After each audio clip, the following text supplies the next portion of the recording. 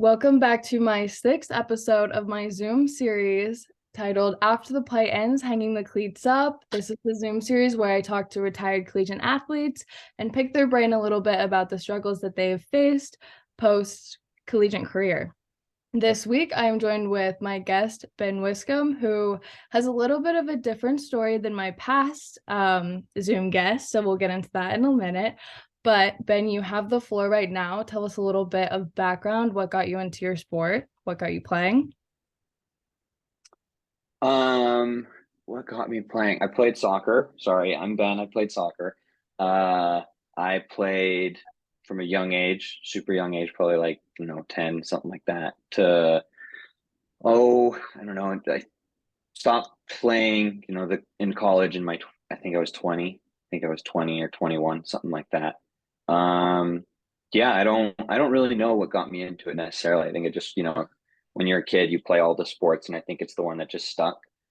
And, I played football for a little bit and played basketball and all the sports as a kid, but it was footy that definitely, just kind of clicked, So played the game here, and I grew up in Salt Lake and played the game all through club. And then I I didn't I didn't play right out of high school. Mhm. I graduated high school and felt a little burnt out. Yeah. Um, and took some time away from the game pretty much entirely. Uh, and I think it's at that point I realized that I don't really have much of a life. I grew up being so busy all the time and having so much going on all the time, to all of a sudden having nothing and realizing I don't really have any hobbies, I don't really have any interests, I don't really have anything unique to me, and life became super boring really quick. Um, kind of stagnated actually for a couple years without the game, which was really, as I look back now, is kind of weird.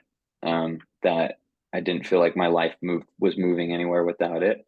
Yeah. But got a job at a soccer facility out in San Diego, and everyone that worked there played at a pretty high level or was still playing at a high level. And I could still hang, but wasn't anywhere near what I used to be able to. And couple really good friends of mine, they, knew I was going to start school soon, and said, "Why don't you go for the team? Why don't you shoot for the team?" It was always kind of a low key goal to play college, right? And even if it's just community, it's like it's the practicing and the training and the traveling and the having the teammates again.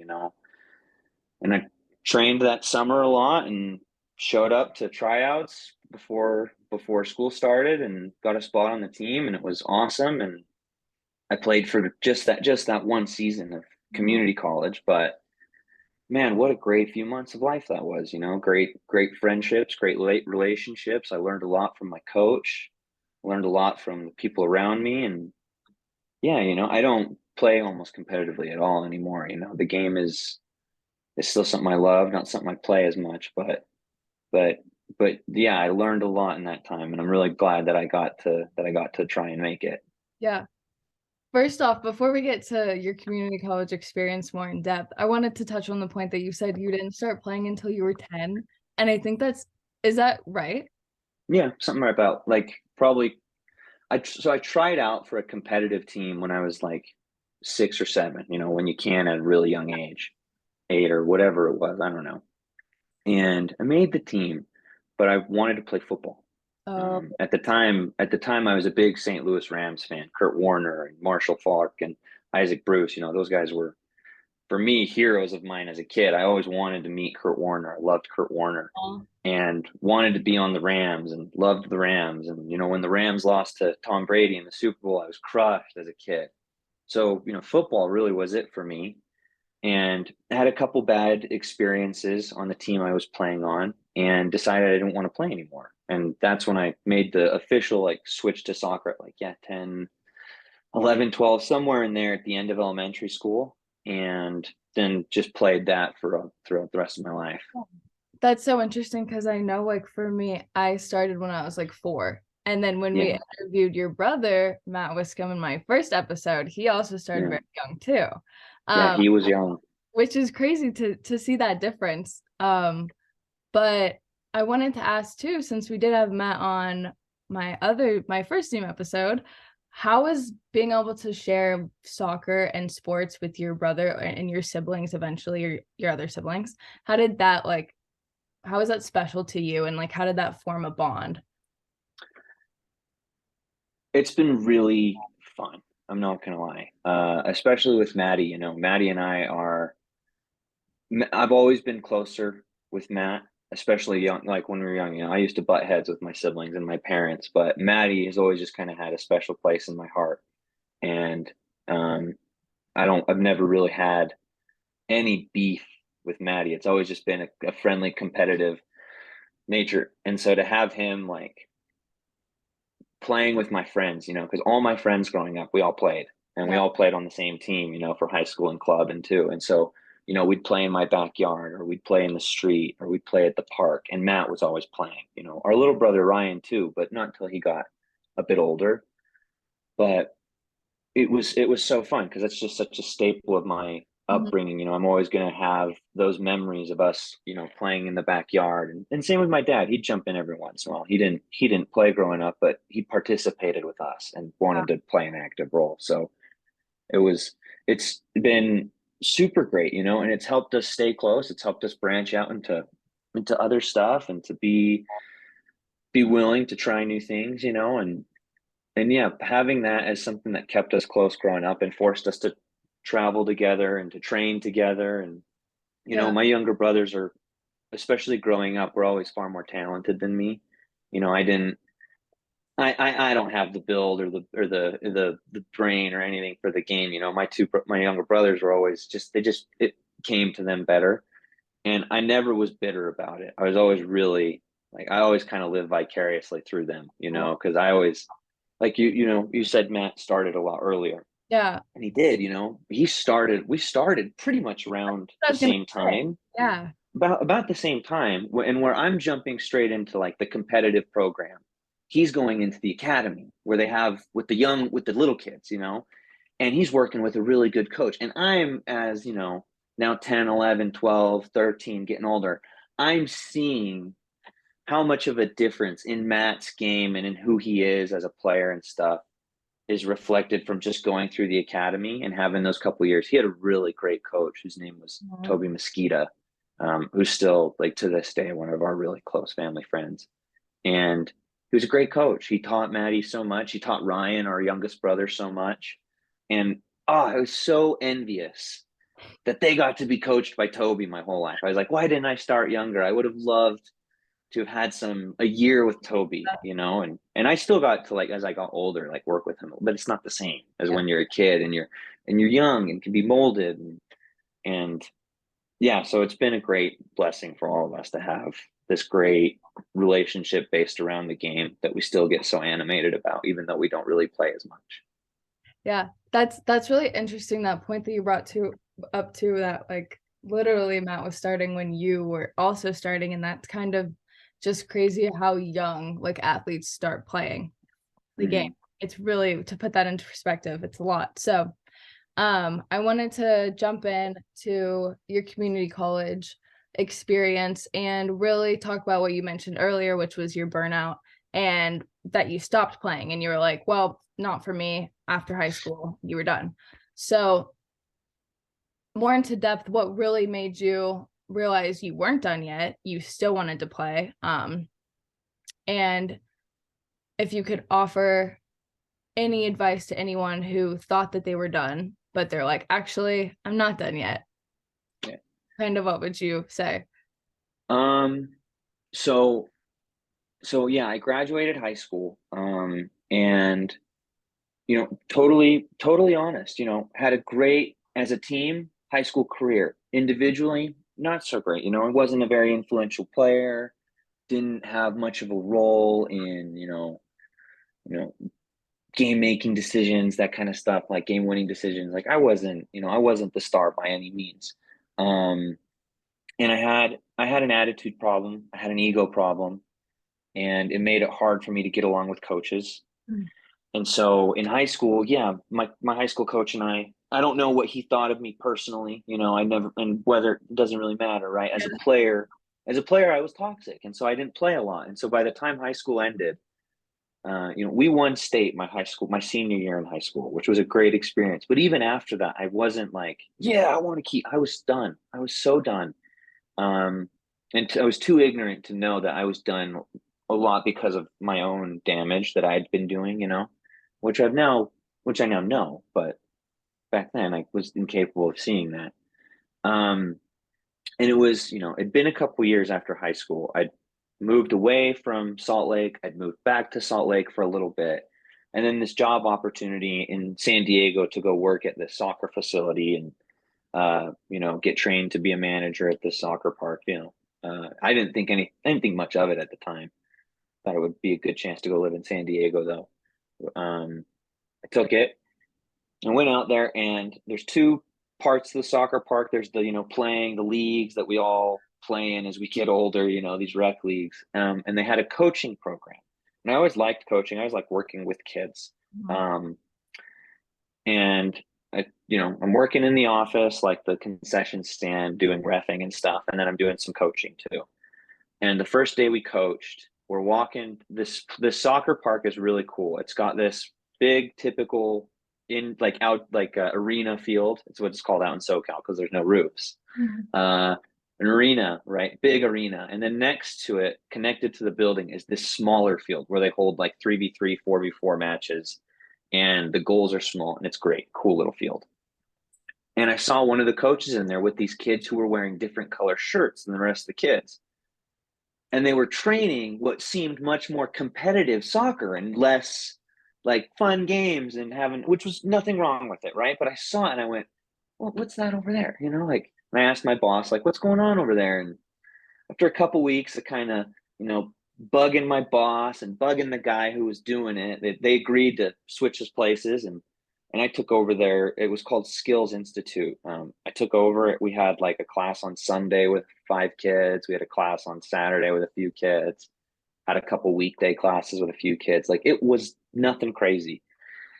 And over the course of like 5 years, I started playing along the way again, but through coaching these kids and working with these kids and like seeing the excitement come to their eyes of when they figure out how to do a scissor for the first time, or when you set down a cone really far away and they actually like hit it because they meant to hit it, and you see them like really get animated about it, right? It really just kind of, it warmed my heart, to sound cliche, but it did, and I got really excited.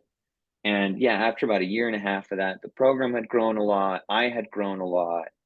um I just loved it, you know, loved it. I found love for the game again. I was playing a lot regularly because I'm working at the soccer park, and I'm making a bunch of friends from playing again. And these two guys who were managers at the park, who were training me to replace one of them who was getting ready to move on to his big boy job. Um, they I'd talked to them about it, and like I said earlier, I'd talked to them about playing and stuff. And they were nice enough to like spend quality time that summer just training with me Mhm. almost every day. We're out on the field, we're practicing shooting, we're practicing my first touch, we're practicing, turning on the touch, and just everything about my game. And I mean, to this day, I'll forever be grateful to the two of them for spending that time with me, right? And showed up to the tryout and found out that there had been a class going on the whole summer that everyone at the tryout had been taking. So the coaches are familiar with these 50 guys or 40 guys or whatever. They know everyone there, everyone's friends, everyone's been playing with each other for 2 months of the summer break or whatever. And I've got 3 or 4 days to figure it out. And I missed the first day because my paperwork is bad. I couldn't go in. So I show up, pretty much miss all of it. And I ended up making it basically after the second day of tryouts. The coach pulled me aside. He said, look, and it's my touch, definitely not as good as everyone there at that time. I had first time playing full field in, years, right? Haven't been on 11v11 in a long time. And they offered me a spot because they could tell that I took this shit seriously. Sorry, I took it seriously. Oh, uh, Cleats Up. Don't even worry.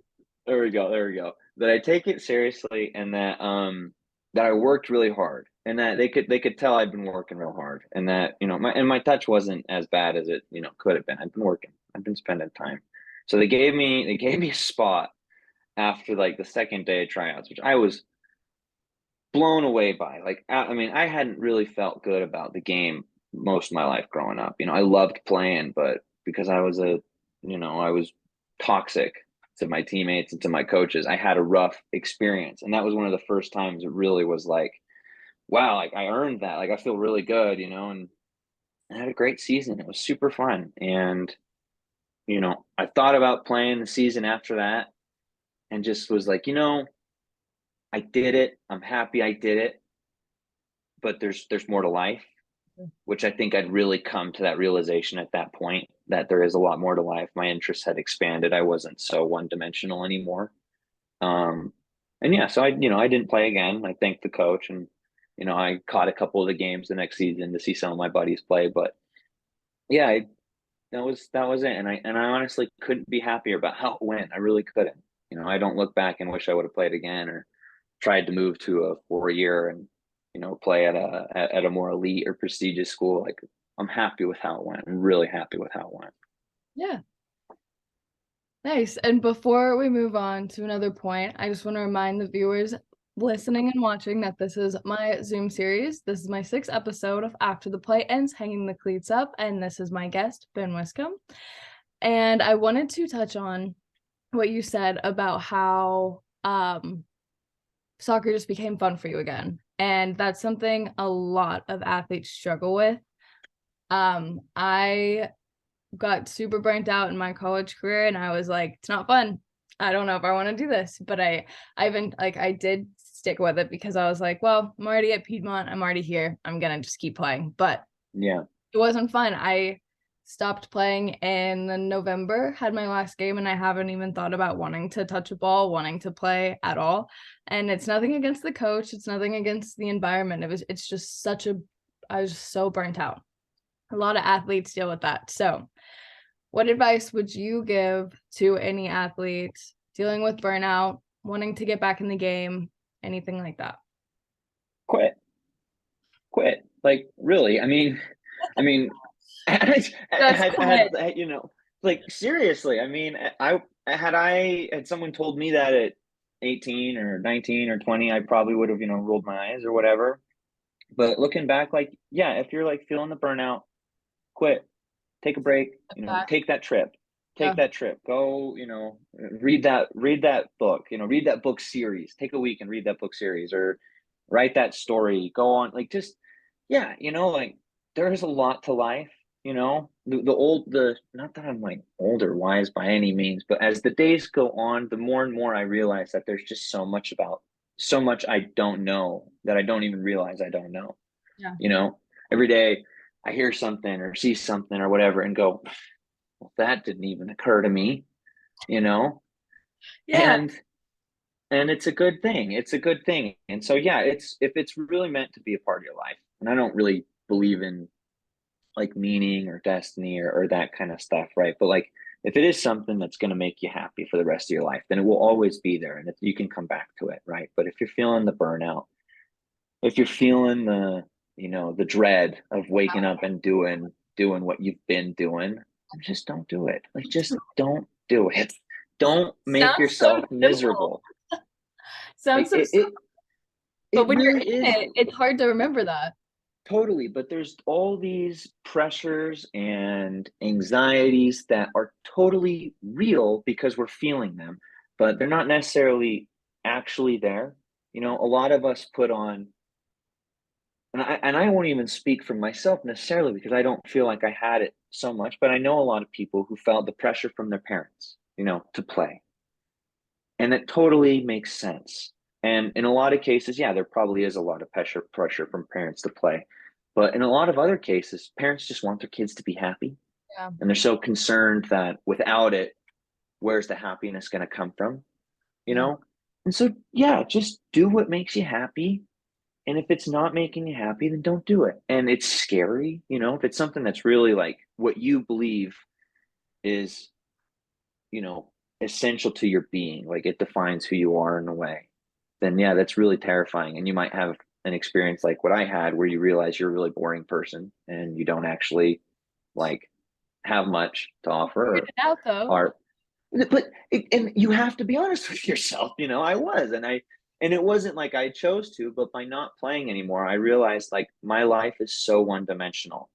And Mhm. do I really want the rest of my life to be like this? Like I didn't like the outdoors when I was growing up, even though I grew up in one of the most beautiful states in the country. I didn't like reading, even though now it's something that I really can't wait to do every day, or listen to a new book or pick up a new book or whatever.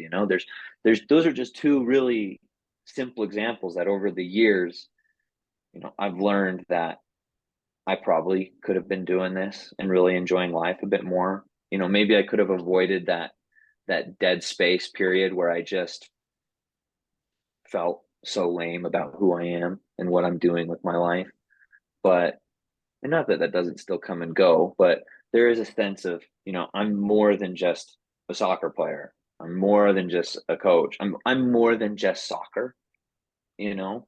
Yeah. My world is bigger. The world is bigger than the game, no matter how big the game is, Yeah, you that's know. something I really struggled with because for a long time, my identity was strictly soccer. I Yeah. couldn't tell you anything I did besides soccer until college. Like I was so like soccer mindset all the time. So coming from that perspective, how have you been able to like find, I know you mentioned some things like reading, getting outside. So what are some things that you've done to stay active and to stay or to find new hobbies and to cope with being a retired collegiate athlete? Um, I think, and I know that the gym's not for everyone, but I've always enjoyed going to the gym, and so that's been helpful. That's been a part of my life since I was younger. Um, but I had I've been I hiked more. My dad's really gotten into hiking in the last few years, and so he's been dragging me out, and I love it. I love going out with him. You know, it's a lot of being willing to just try new things, regardless if you've never done it or if you don't know, or if, no shame in looking like an idiot or looking like a moron. It's all learning at the end of the day, and all of us start somewhere. Um, but I think a lot of it comes down to I had a surgery on my shoulder a few years ago, pretty intense surgery that really knocked me down for a while, um, and was pretty eye opening to like, wow, I'm like I need movement, I need fun, like I need activity. I'm losing my mind here. And when I was cleared to start training, I started training for a Spartan race that I ended up running with my dad and one of his friends. And we did what's called the Beast. They offer a few different options of races, and the Beast it's 21K and like 60 obstacles or something like that of just whatever stuff, or maybe it's 30 obstacles. I can't remember. But it was the first time I'd ever done anything like that, and it was up in the mountains in Utah, so it was a lot of steep climbing and a lot of elevation. And by mile 9, all my muscles in my legs were cramping, and I was like, I don't know if I'm going to finish this. This is terrible. And but when we finished, it was like this huge, like all three of us were crying. And we didn't know why. None of us knew why we all started crying, but we all started crying, and it was just a good moment. And since then I've been kind of hooked on just kind of pushing my body, not to failure. Like I'm not one of these psychos who's out here like trying to end up in a wheelchair by 50. Like I do want to be functional for the rest of my life. Yeah. But I do like pushing my body to what its extreme is, on a really hard hike on a cold day. Like I love hiking in the summer is great, but putting on the spikes and going up a mountain in the fresh snow is really pretty, and it's a really good challenge for the body, and it makes you feel really good when you finish. Like that kind of stuff. It's totally different from what I was doing as a kid, but as I've gotten older and gotten more interested in other things, and have been inspired by other people, that are more than just. I've been inspired by more than Messi or Ronaldo, at this point. There's other great athletes in the world, other great mentors, other great Yeah. examples to look up to. Um and I'm it's been a good few years trying to figure out who I am a little bit and what I like to do. And I'm a late bloomer. I grew up late. I like to say that, you talked to Maddie already. I like to say that I'm the older brother, I'm the oldest brother, but Matt's the big brother. He's always been the big brother. He's always been just more mature, more there. I've taken a while to get anywhere near this, and I'm not even, I'm still trying, You're but just exposing yourself. honesty is important. Too many people are, and I'm not, too many people want to make more out of what they go through or what they deal with Yeah. than is really there. Like, I'm not going to sit here and pretend like I had a hard life or like I had real demons to face down or anything. I'm a pretty regular guy. I have pretty regular struggles, and those struggles are real as hell to me. Like they really, they stress me out. They make me anxious. They make me worried, just like they do with you or anyone else. But I'm also I try and be very real about the only person who can be real with me is to like the most to this most extreme is me. Yeah. And I just cheat myself if I'm just lying, if I'm being Yeah. dishonest with who I am or what's going on. So maybe I am exposing myself a little bit, but It's okay. better Self-awareness. now than later. Better now than later. Awesome. Well, I'm super glad that we talked about kind of things that you've gotten into because as an athlete, it's hard to be okay with being embarrassed, be okay with trying something new, and Yeah. just like getting out of your comfort zone, challenging yourself in new ways. So those were all great examples of maybe things that other athletes can take from this and be like, oh, okay, I can go run a mile. I can go do this. I can go try something else that I haven't done. So super, super great advice for that. And before I let you go, I just want to talk real quick about the media and how the media has been able to either keep you connected to your sport or to just be able to connect you with other athletes or any way the media has been used as a positive resource or a negative resource for you. Yeah. Um, let's see. As far as connecting me to like the old sport, right? I think I think most of what my connection to footy nowadays is probably through social media. I watch the games on the weekend. Like, don't don't get me wrong. There's a Real Madrid picture back here and an Everton picture back here, but I'm a diehard Man United fan. Those are just signed people. Those are Yeah. signed. Um, and so I still watch the games. I see the memes on social media and stuff, and I love it. My buddy and I, we send United stuff back and forth all the time. Um, but yeah, it really is like it's more of like just a little escape, on a Saturday or Sunday morning for me. I'm gonna watch the game, or I love watching the games. I love watching these super talented players just do things that are mind blowing to me. I love it, you know. Um, but that's it, and I'm happy with that. I'm cool with that. Not everyone is, but I'm cool with that. And then for the other stuff though, like what I'm getting, what interests me nowadays, social media has been, as much as I hate to admit it, social media has been key. It's been a huge part of all of this stuff. And I, I've been talking to people that like share interests and share like-minded, like-minded things. Like, been climbing a lot, you know, and there's a few guys that work at a climbing gym that we used to go to a lot who we communicate with regularly. We ask about climbing stuff. We've talked about doing a couple climbing trips together, to some of the places between here and California, and that's just one example. But that's the kind of stuff. There's a bunch of brands that I like to follow that I'm always asking about, competitions that are going on or just local events that maybe we can go watch, because that'd be super cool to see instead of a soccer game for once, like something different, and all that is through social media. You can find just great communities of people with like-minded interests who otherwise you wouldn't be able to talk to.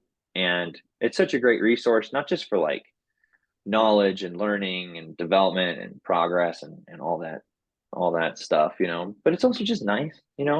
It's nice to talk to somebody else who likes what you like, it's just nice. And it's fine if it's nice. It's fine if it's just a good thing. So yeah, it's I wish personally wish social media wasn't as prevalent and involved in my life as it is. And that's a personal thing. I could probably just dial it back and not be on it as much. But it's played a huge role. And I'm super grateful that there are other people who are like friendly and cool about sharing their hobbies and their interests and their talents with people like me who are novice or beginner or new, and they're not, judgmental or rude or, not that I would care, but it just makes it so much easier when people are just nice, just makes it easier. Yeah, the media seriously connects you to so many people, and it's such a great resource to use, especially for retired athletes who want to stay connected to sports, want to find something new, a new passion, and all those kind of great things. But thank you so much, Ben, for your time today. And this was my 6th episode of my Zoom series, After the Play Ends, Hanging the Cleats Up. Thank you so much for watching, and I'll see you guys next week.